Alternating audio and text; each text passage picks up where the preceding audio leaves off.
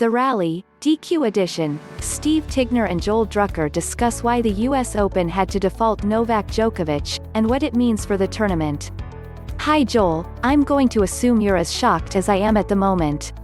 Seeing Novak Djokovic defaulted from the US Open for striking a line judge with a ball leaves you, or at least me, with an empty feeling.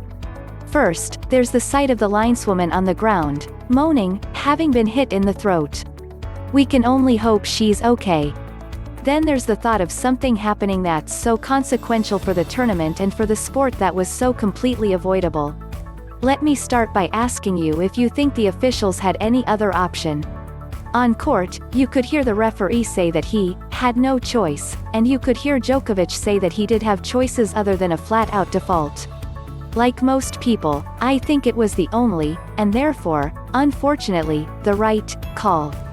Djokovic obviously wasn't trying to hurt anyone, but he hit the ball in frustration, with a negligent disregard for the consequences, as the Open put it in a statement, i.e., he hit the ball without looking where it was going to go first. He also hit it hard, and really did injure the lineswoman. We've seen it before with Tim Henman at Wimbledon and David Nalbandian at Queen's, and everyone in the game knows it's a major offense, and an automatic DQ. In some cases, these incidents can seem accidental and innocuous enough that you wonder if the player really should be defaulted. In this case, the fact that the lineswoman was hurt shows why the rule is there in the first place, and why it has to be enforced across the board. Still, it had to be a brutal decision for the US Open to send the no.1 player in the world home. Do you agree, Joel? Not that it matters for this specific incident, but Djokovic has been playing with fire in this regard for a while. He's hit balls around the court, and let his racket fly, on a fairly regular basis. Lesson learned, one Grand Slam too late. Getty Images. Hi Steve, do the crime, do the time. Hit someone with a ball and that's a DQ. End of story. We've all known that for years.